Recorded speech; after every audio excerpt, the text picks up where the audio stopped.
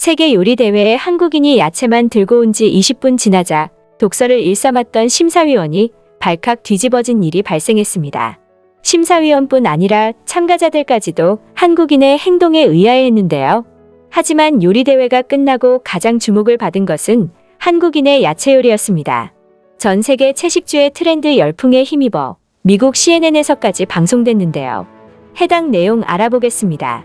전 세계적으로 채식에 대한 관심이 뜨겁습니다. 건강과 환경을 생각하는 사람들이 많아졌기 때문이죠.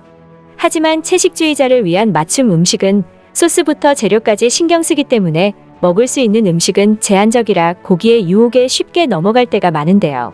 그로 인해 외국인들은 맛있는 야채 요리라면 눈에 불을 켜고 찾고 있습니다. 맛있는 야채 요리를 찾던 이들에게 한국의 야채 음식들이 큰 사랑을 받고 있는데요. 이유는 채소를 가장 맛있게 가장 잘 만들어내는 것은 한식뿐이기 때문입니다.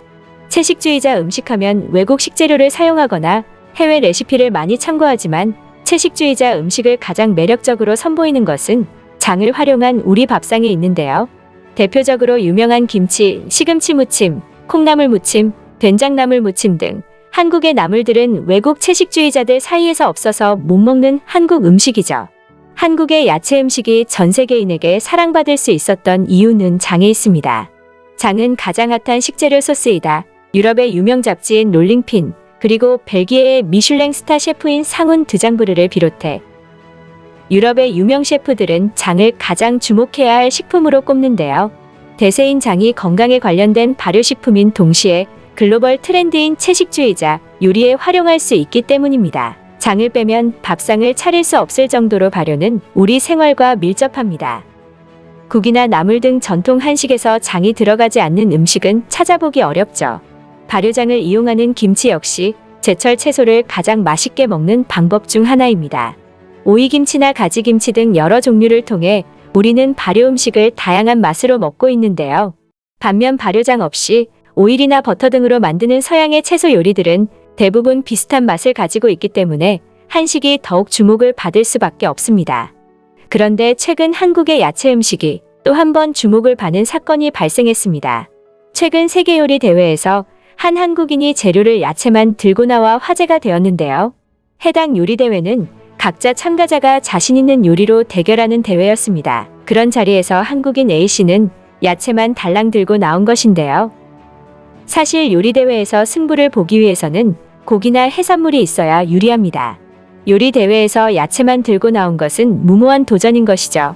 한 심사위원은 요리 대회를 장난으로 하냐, 그걸로 뭘 만들어서 우승을 하려는 것이라며 독설을 날렸습니다. 하지만 한국인 참가자는 주변 반응에 개의치 않고 요리를 시작했는데요.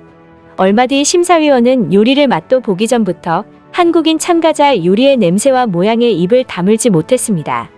심사위원들은 모두 맛을 보자 감동의 리액션을 쏟아냈습니다. 요리 재료만 보고 자신만만해하던 다른 참가자들도 냄새를 맡고 맛을 보더니 엄지를 치켜세웠습니다. 결국 해당 요리 대회의 승자는 만장일치로 한국인 A씨가 됐습니다.